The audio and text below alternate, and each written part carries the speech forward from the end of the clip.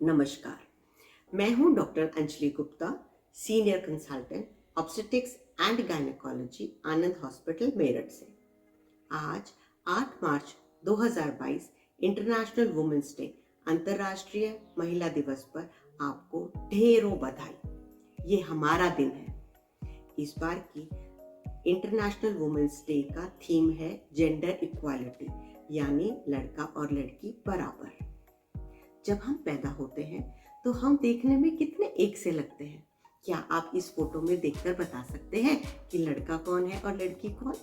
हम एक साथ बड़े होते हैं, खेलने कूदने जाते हैं, स्कूल में जाते हैं और कहीं ना कहीं लड़की को विश्वास हो जाता है कि वो अपने भाइयों से, अपने साथ के लड़कों से कम नहीं है और वो उनके बराबर है। फिर जैसे ही बच्ची 11-13 साल की होती है और उसे माहवारी शुरू होती है, बस वहीं से ही कंफ्यूजन शुरू हो जाता है। लड़की के मन में 100 विचार आते हैं। ये पीरियड क्या है? ये माहवारी मुझे ही क्यों होती है? भैया को तो नहीं होती। तो क्या मैं खराब हूँ? क्या मेरे अंदर कोई बीमारी है? मैं क्या सही हूँ? पर हम इस बात पर, इस विषय में खुलकर बात करने के बजाय किसी से कहना मत, किसी को बताना मत, अंदर ढका दबा के रखते हैं और इस माहवारी को एक टाबू समझ के हम अपने यंगर जनरेशन को सही दिशा और सही ज्ञान नहीं दे पाते।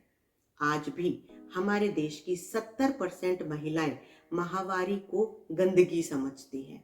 उनके विचार से ये हमारे शरीर की गंदगी है, जबकि ये गंदगी नहीं। शरीर में जैसे कहीं से भी कोई ब्लड निकलता है, उसी प्रकार ये हमारी बच्चेदानी की लाइनिंग हर महीने चेंज होती है और ये साफ सुथरा खून होता है।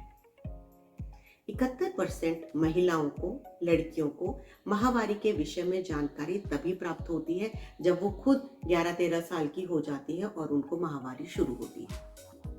आज भी 50 से 80% औरतों को सही मेंस्ट्रुअल हेल्थ के बारे में, माहवारी के दौरान या अदरवाइज किस तरह से हेल्दी रहें, अपने आप को बीमारियों से बचाएं, इसकी सही जानकारी नहीं है। तरह तरह की मिथ्स, भ्रांतियां इस माहवारी के विषय में फैली हुई हैं। जैसे माएँ अपनी लड़कियों को कहती हैं, बच्चे ये 5 दिन आपको खेलने नहीं जाना, बाहर नहीं जाना चाहिए, स्कूल नहीं जाना चाहिए, काम पर नहीं जाना चाहिए, आप तो, ये तो शरीर की गंदगी निकल रही है, आप तो गंदे हैं, आपको तो किसी चीज को छूना नहीं चाहिए, किचन में नहीं जाना चाहिए, मंदिरों में या और वर्शिप के प्लेसेस पर जाने के लिए मनाही की जाती है क्योंकि आप तो गंदे हैं। अगर आपने अचार छू दिया तो अचार खराब हो जाएगा। आज तक कोई भी साइंटिफिक स्टडी ने ऐसा प्रूफ नहीं किया है कि अगर एक माहवारी होती हुई महिला अगर अचार छू दे तो वो खराब हो जाएगा। उसको हर चीज से रोका जाता है, उसको नहाने से, उसको कुछ खाने की चीजों से, दूध नहीं खाना, खट्टी दही नहीं खानी, खट्टी चीज नहीं खानी, इससे आपकी तबीयत खराब हो जाएगी। ये सब इस तरह की मिथ्स और भ्रांतियां फैली हुई हैं। लड़कियों को कभी कभी माहवारी के दौरान दर्द होता है, जिसके लिए एक सिंपल पेन किलर लेकर वो दर्द निवारण करके अपना नॉर्मल काम कर सकती हैं।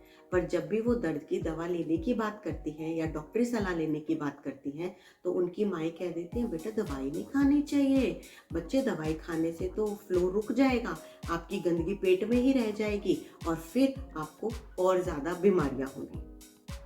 हम लोग औरतों को हर महीने 5 दिन रोक कर रखते हैं, उसको काम पर जाने से और आगे बढ़ने से रोकते हैं। तो फिर आपने तो 1 साल में 2 महीने लड़की को घर पर बिठा दिया, तो बराबरी कहाँ से हुई? तो ये जेंडर इक्वालिटी कैसे आएगी? इस तरह की मिथ्स और लड़कियों को जो इसके बारे में कंफ्यूजन है, इसके कारण है कि उनको सही ज्ञान ना मिल पाना, फैमिली सपोर्ट सही से ना मिल पाना, आप मेंस्ट्रुअल फ्लो को कैसे मैनेज कर सकते हैं उसकी जानकारी ना मिल पाना और उसको सेफली डिस्पोज कैसे करें उसके बारे में नहीं पता चल पाता। आज मेरे इस टॉक के बाद, मेरे इस जानकारी देने के बाद हर लड़की ये सोचेगी, काश मुझे पहले पता होता। पर बेटर लेट देन नेवर। आपको बच्चों को सही शिक्षा देनी पड़ेगी, उनको बताना पड़ेगा कि आपको जैसे स्वस्थ रहने के लिए बाकी दिनों में आप जो ध्यान रखते हैं वही ध्यान आपको इस माहवारी के दिनों में भी रखना है। आप डेली स्नान करें, अच्छा पौष्टिक खाना खाएं जिसमें सभी प्रकार के nutrients, vitamins, minerals, proteins, carbohydrates, fat, सब चीज का एक संतुलित आहार आप लें। आप डेली एक्सरसाइज और योगा आप ज़रूर करें। माहवारी के दिनों में बहुत सारी लड़कियां अपना एक्सरसाइज रोक देती हैं, ऐसा नहीं है। आप एक्सरसाइज कर सकती हैं, आप योगा कर सकती हैं और हमें पता होना चाहिए कि हमारे पास क्या क्या साधन हैं जो हम अपने मेंस्ट्रुअल फ्लो को कंट्रोल करने के लिए इस्तेमाल कर सकते हैं, जैसे tampons, sanitary pads, menstrual cups और क्लॉथ पैड्स।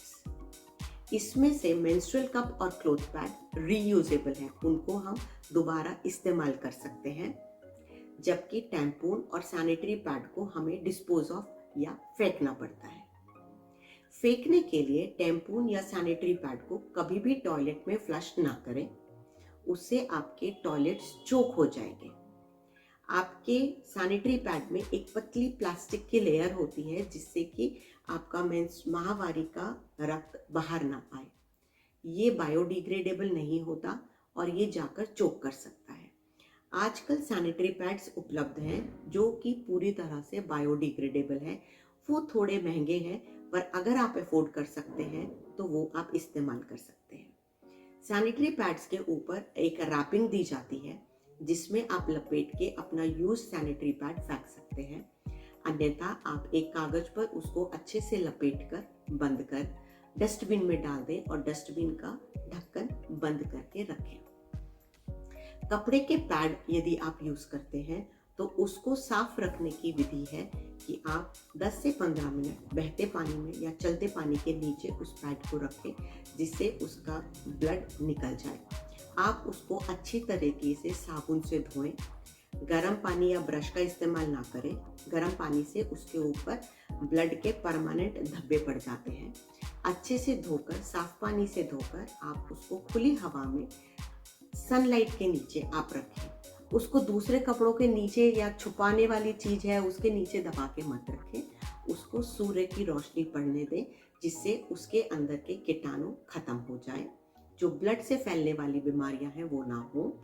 और हम अगर हो सके तो उसको आप इस्त्री भी कर सकते हैं जिससे कि संक्रमण के चांसेस कम हो जाते हैं। ऐसे बहुत सारे योगा आसन हैं जिनको करके आप अपने माहवारी के दर्द और क्रैम्प से छुटकारा पा सकते हैं। अच्छा होगा कि आप अपना डेली एक रूटीन बनाएं जिसमें आप एक्सरसाइज और योगा आसन को इन्वॉल्व करें।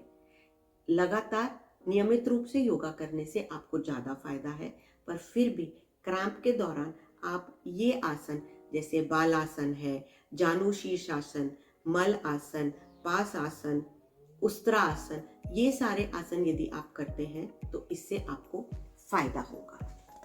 अगर हम मेंस्ट्रुअल हेल्थ या मेंस्ट्रुअल हाइजीन के बारे में ध्यान नहीं रखेंगे तो इससे हमें कई प्रकार की बीमारियां हो सकती हैं, जैसे फंगल इन्फेक्शन, बाहर योनि की इन्फेक्शन या उस एरिया के बाहर इरिटेशन, इचिंग होना, वेजिनाइटिस, वल्वाइटिस ये हो सकता है। बार बार पेशाब की इन्फेक्शन हो सकती है।